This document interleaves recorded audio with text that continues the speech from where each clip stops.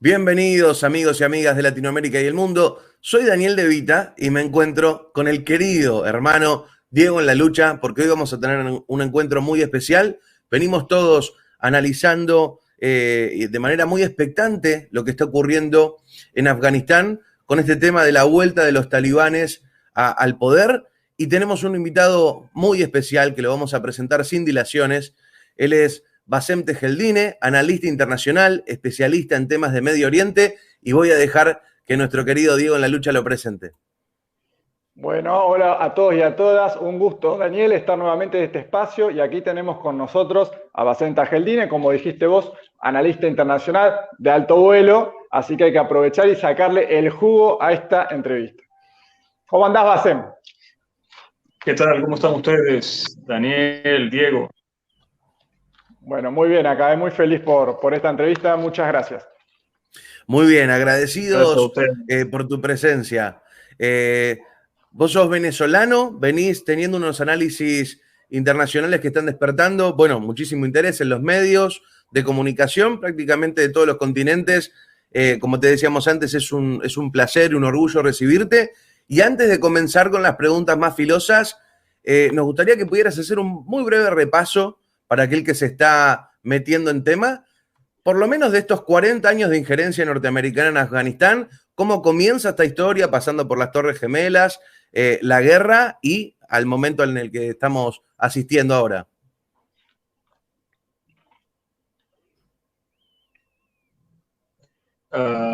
Bueno, gracias Daniel, gracias por este espacio. Diego también por invitarme. Bueno, ha sido una historia trágica, no solamente para Afganistán, sino para todo lo que conocemos como el Medio Oriente o Asia Occidental, Asia Central en este caso, de Afganistán. Ha sido la historia prácticamente desde que Estados Unidos, antes Reino Unido y Francia y el resto de las potencias europeas, encontraran en esas regiones los recursos energéticos que sabemos. Afganistán no tiene, sabemos, petróleo ni gas conocido, no tiene, pero sí es el mayor productor del mundo hoy de heroína, un producto que reclaman el narcotráfico, pero también las grandes farmacéuticas internacionales. Afganistán también es depositario de inmensos recursos de tierras raras, así conocidos. Y aunque sigue siendo China el mayor productor del mundo y exportador de esos materiales, de esas tierras raras, Afganistán se perfila como un potente o una potencia exportadora de estas tierras raras. Afganistán está en el medio de un paso importantísimo para China en su construcción de la ruta de la seda, una ruta que va por el norte hacia Rusia y Europa y por el sur llega hacia Pakistán, y ya está, de hecho, habilitada la de Pakistán y también la del norte, están habilitadas. Irán es hoy también, geopolíticamente hablando, un espacio, es como la nueva Israel, metida en el corazón de Asia. Un foco de desestabilización. Lo decía en otros espacios, en otras entrevistas, cuando Estados Unidos quiso promover una nueva forma, una nueva política para enfrentar en el pasado a la Unión Soviética, creó a estos grupos, precisamente primero para perseguir, amedrentar, asesinar, liquidar a todos los movimientos progresistas nacionalistas que después de la Segunda Guerra Mundial comenzaron a tener mucho auge en toda esa región. Y estos grupos fundamentalistas fueron creados precisamente para esto, perseguir a los movimientos nacionalistas y de izquierda y eliminarlos en el norte del África, en el África subsahariana, en el Medio Oriente o Asia Occidental, en el Asia Central. También fueron creados estos grupos y tuvieron de cierta forma relativo éxito. Liquidaron grandes liderazgos en la región y fomentaron una idea años posteriores que nada tiene que ver con el Islam. Deformaba completamente el Islam, pero también eso servía para la propaganda de la islamofobia occidental. Estos sirvieron para esto. Hoy todo el mundo ve a los musulmanes y generaliza, todos son talibanes. Y esto ha servido perfectamente a la propaganda sionista que impera en Occidente. Bueno, esta fue la política. Primero nacieron bajo otros nombres, la Hermandad Musulmana en Egipto, después se trasladó a Siria, Irak y otros países de Asia y del norte del África también.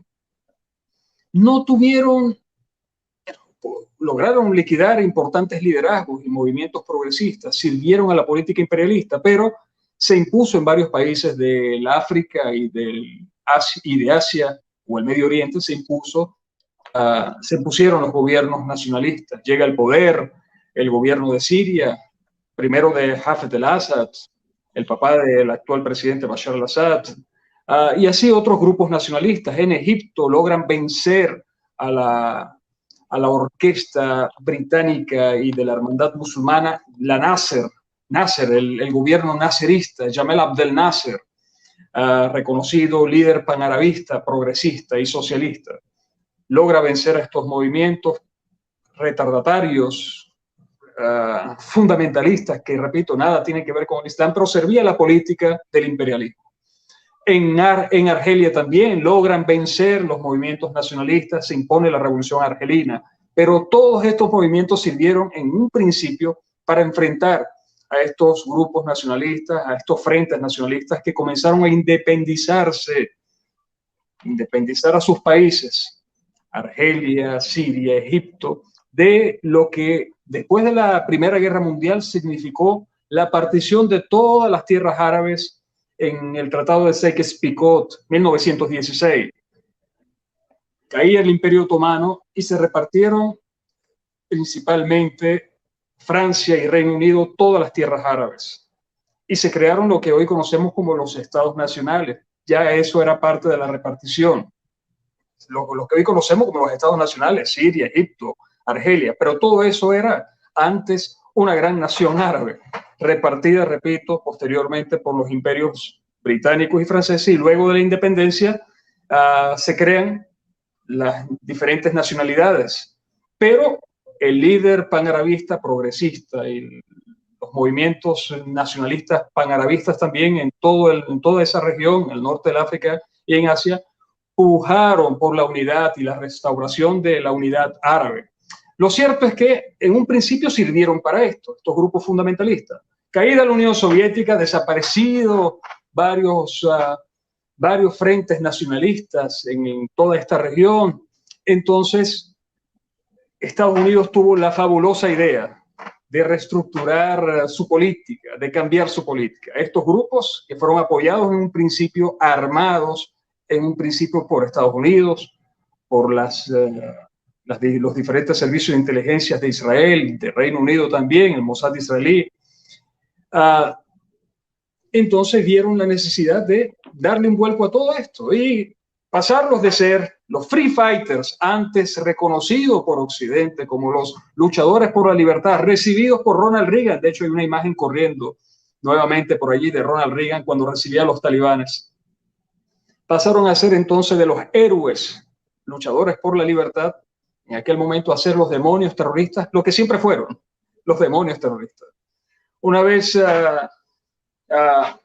iniciado ya en el 2001 la lucha contra el terrorismo, porque esa fue la gran consigna imperial, la lucha contra el terrorismo y todo lo que conocemos hasta el día de hoy, cuando vuelve otra vez a Rusia como el ave fénix. Ahí discúlpame que haga un paréntesis. Los atacantes, supuestos atacantes de los supuestos atentados a las Torres Gemelas, tengo entendido que en su mayoría eran saudíes. Vos recién dijiste que Afganistán no tiene petróleo ni gas, sí tiene opio, y también estamos hablando de que Estados Unidos en definitiva no acabó con los talibanes. Entonces, ¿qué buscaba? ¿Estamos hablando de una posición geoestratégica en Afganistán? ¿De eso estamos hablando? Sin duda. Quería hacer primero un recuento histórico de todo esto, de cómo surgieron, por qué surgieron. Surgieron por los servicios de inteligencia occidentales, surgieron para derrotar a los grupos nacionalistas, luego los convirtieron en demonios. Pero estos demonios, como bien se ha dicho, y no lo ha dicho analistas foráneos, lo han dicho propios estadounidenses, reconocidos científicos, estudiosos, intelectuales estadounidenses, no tenían la capacidad para hacer lo que hicieron durante lo que se conoció en el 2001 como el derribo de las Torres Gemelas, el gran suceso del derribo de las Torres Gemelas, el gran acto terrorista, sin duda, un gran acto terrorista. ¿Cómo era posible desde unas cavernas, unos cavernícolas, porque realmente son unos cavernícolas, mentalmente son unos cavernícolas, lograron asestar ese golpe brutal contra Estados Unidos? Fue la perfecta excusa para entonces iniciar la gran lucha contra el terrorismo. Pero a eso han servido, para esto han servido. Fueron demonios creados precisamente para esta geopolítica, como bien lo comenzaste a describir, Diego, geopolítica occidental, que busca reimponerse en la región y hoy enfrentar lo que ya es un hecho, el resurgimiento de Rusia como potencia mundial, militar, política, geopolítica, y de China como potencia militar y económica mundial. Y es precisamente allí cuando esa política, aprovechando la primavera árabe, lograron imponerla con mucha fuerza en Egipto, derrocan al Mubarak, era el presidente de Egipto, se impone la hermandad musulmana en Egipto y también en Túnez. Quisieron trasladar con toda esta revuelta, aprovechando el contexto, esta situación a Siria. No lograron el objetivo en Siria. Sin embargo, se crearon inmediatamente los frentes terroristas, especialmente las divisiones de Al-Qaeda, la hermandad musulmana, creó al Daesh, así conocido como el Estado Islámico, pero una vez derrotados gracias al apoyo de Rusia y de Irán, al apoyo que le brindaron a Siria, al ejército sirio, una vez derrotados estos grupos en Siria y en Irak antes, entonces Estados Unidos vio hoy la necesidad de reorganizarlos. Ya no puede ser en Siria, ya no puede ser en Irak, sino reorganizarlos con el apoyo naturalmente de los talibanes, que tienen su área de acción en Afganistán, reorganizar el fundamentalismo allá, crear el Estado Islámico allá en Afganistán y desde allí servir a Afganistán como plataforma nuevamente contra Irán, frontera inmediata de Afganistán, el norte, las ex repúblicas soviéticas y China, que lo tiene también como vecino al noreste. Ahí Bassem, ahí lo que vos estás diciendo ahí, la verdad que es controversial, porque si bien yo, desde mi punto de vista, la verdad que yo comparto lo que estás diciendo, hay muchos analistas o muchas cosas se están diciendo en los medios donde dicen, bueno, esto lo que es la derrota del imperialismo en Afganistán y se tuvo que ir Estados Unidos de ahí y hay un nuevo orden y China y Rusia ya están negociando. Sin embargo, vos lo que estás diciendo es, no, dejaron las armas y armaron un país de terroristas. Es lo que me está diciendo. La pregunta central me parece a mí, porque venimos hablando de este tema, conversando con distintos analistas, y hay bastante desacuerdo en este punto, que me parece que eso va, Diego.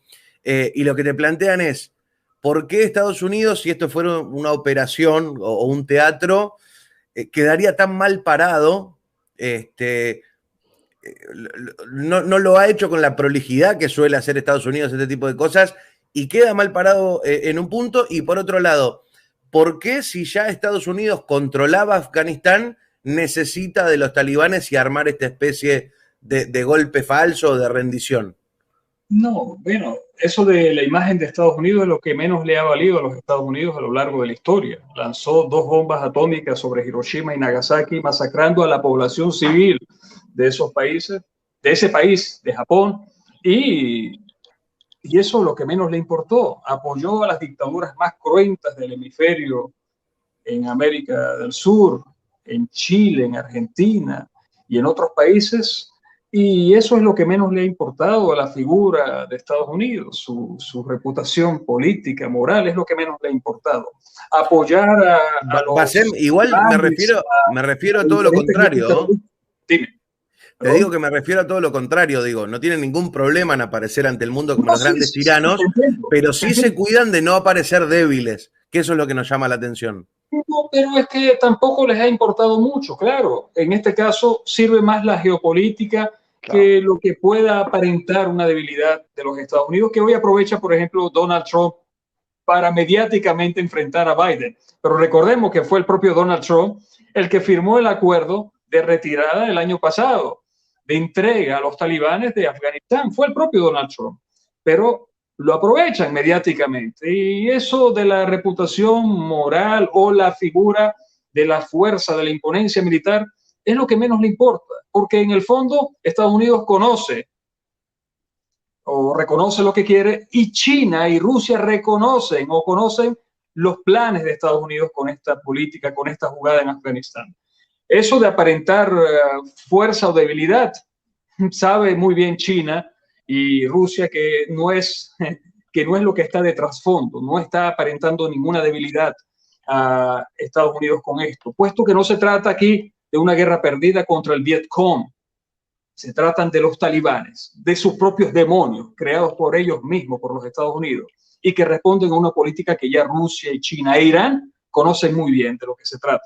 Y tratan, ahí han habido algunas declaraciones y muchas interpretaciones por esas declaraciones de que China comenzó a reconocer al gobierno de los talibanes. Es falso. Sin embargo, va a tratar, sin duda, una vez se establezca, de llevar adelante algunas ciertas relaciones, porque el primero que lo va a reconocer, y de hecho ya lo hizo al entregar el poder a los talibanes, fue Estados Unidos. Lo hizo tácitamente. Ahora te pregunto algo, Bassem, ahí, pero me parece central, porque es muy interesante lo que estás diciendo. ¿Por qué los talibanes, siendo que tienen a Irán, a China y a Rusia, no traicionan a Estados Unidos? ¿No les sería más fácil negociar con el bloque asiático y traicionar a Estados Unidos? Decime vos por qué, por el poder del dólar puntualmente. Ellos fueron creados y hoy llevados al poder gracias a los Estados Unidos. Tienen la obligación también de responder a esos intereses que los llevaron al poder, que los armaron y los llevaron al poder hoy otra vez. Esa historia de sufrimiento, de lucha, de guerra, es lo que menos importa al talibán y a los Estados Unidos. Lo cierto es que también son seres humanos, aunque demonizados en este grupo, el talibán, demonizados sin duda. Pero ellos pueden cambiar en algún momento de posición, y es lo que quizás entiende y trata de jugar en esa delantera China con esto. Porque puede, con su fortaleza China, porque no es algo fácil de roer, es decir, de enfrentar. China no es un país pequeño, una potencia media. China es una gran nación militar y tecnológica militar, que sería muy difícil para estos disociados, estos locos, estos fanáticos enfrentar, aunque vayan a servir sin duda como plataforma para los fundamentalistas de las etnias uigur que están allá en el noroeste de China. Me refiero a la región de Xinjiang. Ahí existe una etnia muy numerosa.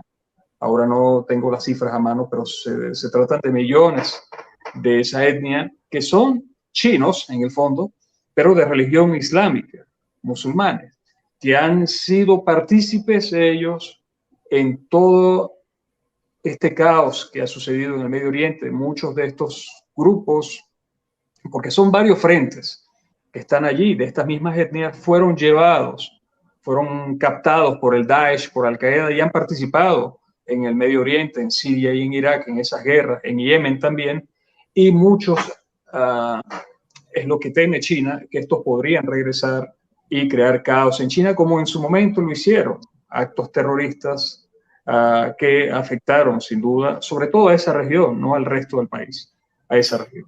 Lo cierto es que trata de jugar a la delantera China, juega la diplomacia como siempre lo ha hecho y lo ha sabido hacer, juega la diplomacia y trata de pescar en este río revuelto a ver qué puede obtener de esta situación. Quería consultarte porque dijiste 2 o 3 cosas, me parece que son fundamentales y no quiero que se pierdan, porque además después la gente nos va a preguntar y vos no vas a estar. Por un lado, mencionás esto de la balcanización imperial sobre toda esta región y el sentimiento de unidad, que es una reminiscencia que a nosotros los latinoamericanos nos suena muy a esa patria grande balcanizada por el imperialismo, que tiene un destino común, si pensás que tiene que ver con eso por un lado. Y después preguntarte, muchas veces hiciste hincapié, y todos los analistas hacen hincapié, en que los talibanes fueron creados por Estados Unidos.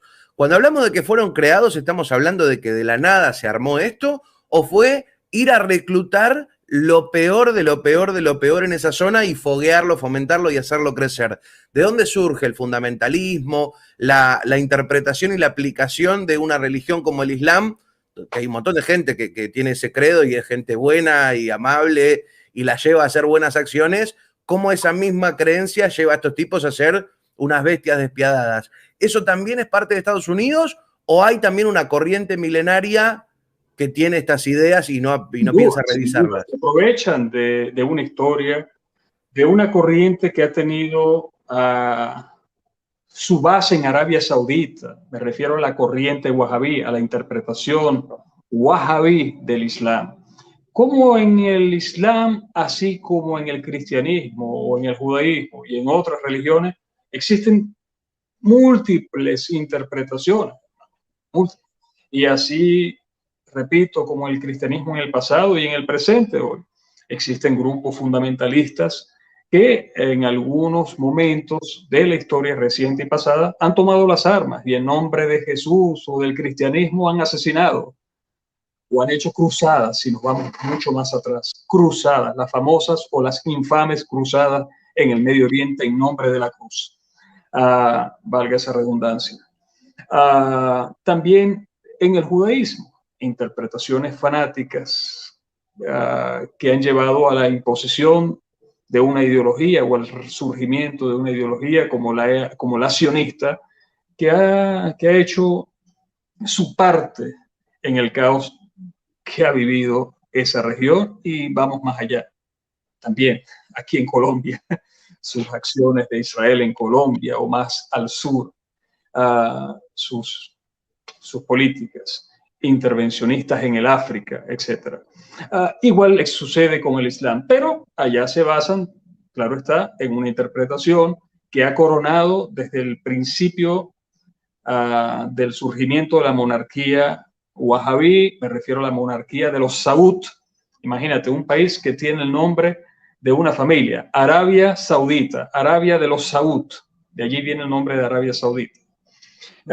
Una ideología que se impuso hace muchos años atrás, una interpretación de esa religión, y que a lo largo de la historia han sabido reutilizarla para llevar adelante lo que hoy conocemos como esta política del caos que los Estados Unidos ha venido imponiendo, no solamente, repito, o ha pretendido imponerla no solamente en el África o en el Medio Oriente, sino en varias partes del mundo. Cautizar es más fácil si no puedes dominar, y mucho más hoy en un contexto donde existen importantes potencias económicas globales y militares como China y Rusia. No puedes dominar en un contexto donde el imperialismo pierde influencia, pierde mercados ante el auge de aquellos mercados.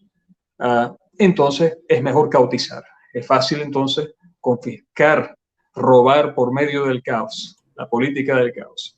Surge desde la imposición del caos en Libia. No ha dejado de explotarse el petróleo, hermano Daniel, Diego. No ha dejado de surgir, es decir, de explotarse el petróleo en Libia. Pero ya no existen estados nacionales donde recaude ese petróleo, cobre regalías, etcétera, y imponga impuestos a las transnacionales. Ya no existe el Estado Nacional libio. Ese es un buen ejemplo, Libia. Entonces, mejor dominar por medio del caos. Ahí no se puede imponer nadie. Entonces, se pagan algunas tribus, algunas milicias, algunos grupos terroristas para que dominen algunos campos petroleros y desde allí se extrae todo el petróleo que va hacia Europa y a otras partes del mundo. Es la política que ha querido imponerse en el Medio Oriente. Cuando no puedes dominar a Siria o Irak por medio de su chantaje económico, como decía Barack Hussein Obama, doblarles el brazo por los chantajes económicos y diplomáticos. Cuando no puedes, entonces mejor llevarlos al caos para lograr o alcanzar sus objetivos geopolíticos. De allí surgió, vámonos más atrás, de allí surgió esa interpretación wahabí que hoy ha sido reutilizada con las diferentes milicias, no son milicias, grupos terroristas que fueron creados y que llevan adelante algo que no es nada o que no tiene nada que ver con el Islam. Es decir, llevan adelante una política que responde a los intereses geopolíticos de Israel. Es decir, llevan adelante unas acciones que responden a esa geopolítica de Israel y de Estados Unidos en la región. Además, Bassem, ahí es muy interesante esto, porque además sería la continuidad justamente de la lógica imperialista, en donde como no puede declarar una guerra unilateralmente al bloque asiático, porque sería el fin de la humanidad, necesita terroristas para seguir generando conflictos, desestabilización, y quizás meten una ficha y logran algún objetivo con esto. O sea, tendría mucho sentido, que es en definitiva lo que pasa en Colombia, como vos nombraste a Colombia recién, ¿no es cierto?, donde es un país que exporta terroristas prácticamente en Latinoamérica. De hecho, bueno, más que involucrados en cuestiones que han pasado en Venezuela. Te quería hacer la siguiente pregunta. Leyendo un artículo en Página 2, un diario argentino, Atilio Borón dijo que la caída de Kabul a manos del Talibán es un hito que marca el fin de la transición geopolítica global. Yo lo interpreto que tiene que ver con el nuevo orden multipolar y que esto es un hito, un antes y un después. ¿No estás de acuerdo con esta apreciación? Repíteme, no te escuché muy bien. Sí. Dijo que la caída de Kabul a manos del Talibán es un hito que marca el fin de la transición geopolítica global. No, creo que está equivocado el compañero Borón, con todo respeto. Es parte de lo que ya comenté, una continuidad de esta política y que busca reimponer los intereses de Estados Unidos en la región bajo otras formas, ya no controlando estados con la presencia militar, como decías, Diego, a Daniel, hace un momento. Ya no le interesa la presencia militar. ¿Para qué? Si tienen a sus propios mercenarios que se encargan de ese trabajo, que van a mantener un estado en caos, que no van a construir república. Se trata de una especie de califato lo que van a construir allí. Eso no es una república. Y por tanto, bajo formas indirectas, gobernar o imponer sus políticas en toda la región. En este caso, exportar el caos desde allí como centro de operaciones a toda la región. Eso es lo que están haciendo. ¿Para qué tener fuerzas militares si tienes a mercenarios que se encargan del trabajo sucio? De hecho, ya la guerra desde hace mucho rato, como decimos acá, se ha venido privatizando, se ha venido tercerizando. Ya no hacen falta soldados que puedan enlodar la imagen, en este caso de Estados Unidos, o ser utilizado mediáticamente dentro de Estados Unidos o entre los políticos de Estados Unidos por la muerte de soldados, que eso no les importa a los Estados Unidos. Los traumatizados que deja la guerra o la muerte, las pérdidas humanas de soldados. No, ya cada día más la guerra se está tercerizando o se está imponiendo la tecnología en ella. Los drones se encargan mejor de las misiones militares que un ser humano. Los drones, a través de la inteligencia artificial, a través de las tecnologías que se manejan hoy, se puede llevar adelante la guerra de forma directa o indirecta a través de los mercenarios. Además, qué coincidencia, digo yo, que parece, viste, uno lee los artículos y realmente parece una película de Hollywood. O sea, huyen de un día para el otro y de repente le dejaron todo el armamento pesado a un ejército que se rinde siendo muy superior al ejército talibán. O sea, ¿quién se puede creer esto? Yo realmente... Bueno, y recuerdas a Rambo también, ¿eh? Rambo, que salía en apoyo de los talibanes en aquel momento. No, ya no tienen mesura, ya la hipocresía, el cinismo de Estados Unidos no tiene coto. Es decir, hoy se dejan ver como son, apoyan abiertamente a grupos terroristas. Hay una imagen que vi hace rato, me llamó mucho la atención. Antes, en 2001, aparecían las imágenes de los aviones tirando bombas. Hoy, 2021, aparecían las mismas imágenes de los aviones, pero tirando seres humanos, tirando a los afganos. Vi esa caricatura que hicieron, lo vi hace poco.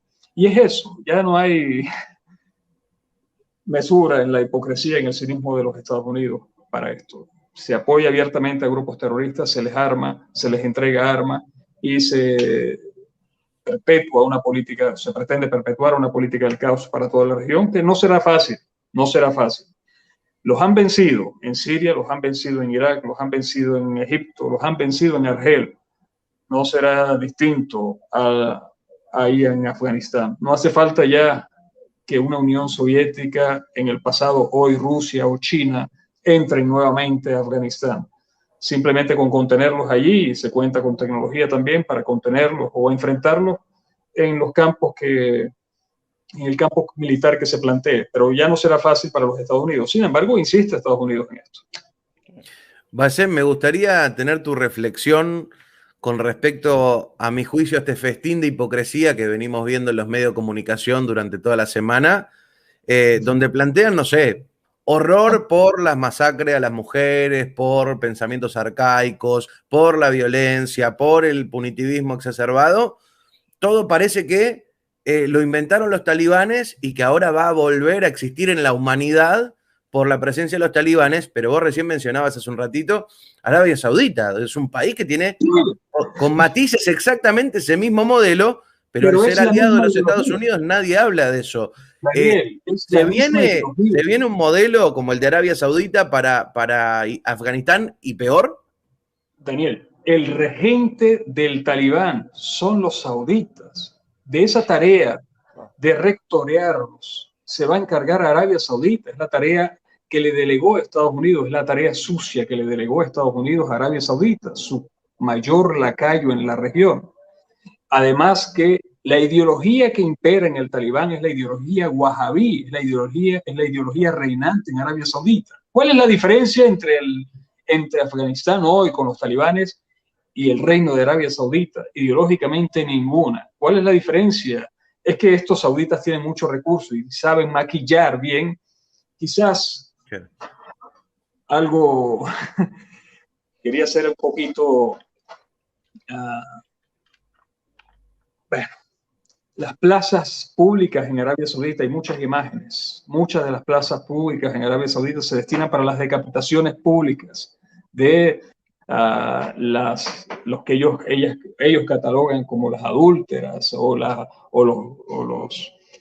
los diferentes crímenes que ellos catalogan allí, porque al homosexual allá, a las mujeres que cometen, bueno, se van con otra persona, se acuestan con otra persona, allá las persiguen y las matan en plazas públicas. Eso ocurre en Arabia Saudita hoy. Lo que pasa, saben maquillarlo con sus petrodólares.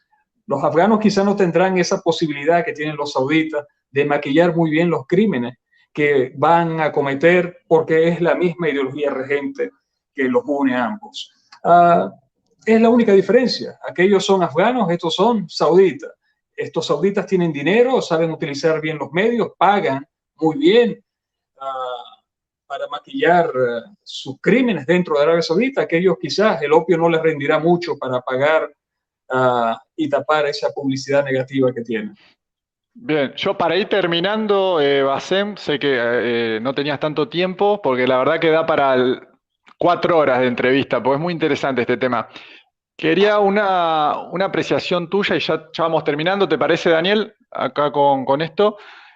Vos sabés que en Wiki hay un video que se está haciendo viral, dicen las redes sociales, se está viralizando un video grabado en 2011 donde Assange, ¿sí? El de Wikileaks, decía que Afganistán, o sea, no tenían la intención simplemente de conquistar Afganistán, Estados Unidos, sino usarlo como un lugar para lavado de dinero. Sí, y otras cosas, lo que hemos venido hablando ya. Bien. Lavado de dinero y plataforma para la desestabilización de la región. Y sí, lavado del dinero, es cierto. Es el mayor productor del mundo hoy de heroína, Afganistán. Durante los talibanes también lo fueron, pero luego que cae el talibán allá en 2001, se incrementó la producción de heroína, ya bajo la presencia estadounidense, bajo la presencia de las bases militares estadounidenses y la rectoría de la DEA. Se incrementó exponencialmente la producción de heroína en Afganistán. Obviamente eso produce mucho dinero. Repito, heroína heroína es el derivado, que va para las farmacéuticas, pero también para el narcotráfico. Eso, repito, se trata de ingentes recursos económicos que tendrán en Afganistán también como una especie de paraíso fiscal. Allá no se declarará la procedencia seguramente del origen de esos recursos. Y ya va a estar Macri pronto por ahí entonces. Narcotraficantes hoy, no antes, ni hoy, siguen teniendo su espacio allá. Es decir, creo que Julian Assange está en lo cierto cuando devela esta realidad, esta verdad que, repito, no es de ahora, no va a ser en el futuro, ya ha venido siendo desde hace mucho tiempo una especie de paraísos fiscales para los capitales del narcotráfico y de las grandes farmacéuticas también, que se benefician de esto y que pretenden controlar ellas ese gran recurso que sirve para la producción de fármacos, pero también para las drogas. Bien. Bueno, Daniel, dejo en vos el cierre. No, la verdad que ha sido un enorme placer, un enorme gusto poder conversar con vos, poder escucharte. No va a ser seguramente la última vez que conversamos, así que vamos a seguir atentos a este tema. Muy interesante el contrapunto. Agradecerte a vos también, Diego, por compartir este momento con nosotros. Y bueno, seguiremos atentos, que ocurren muchas cosas en este mundo, que poquito nos enteramos. Me gusta esto que decís, que hay quienes tienen millones de dólares para ocultar sus crímenes y otros que no. Y viene siendo hora de que nos ocupemos de estos temas, así que agradecerte por el tiempo. Gracias a ti, gracias Daniel, gracias Diego. A la orden siempre, ¿eh? Un abrazo grande. Vaya.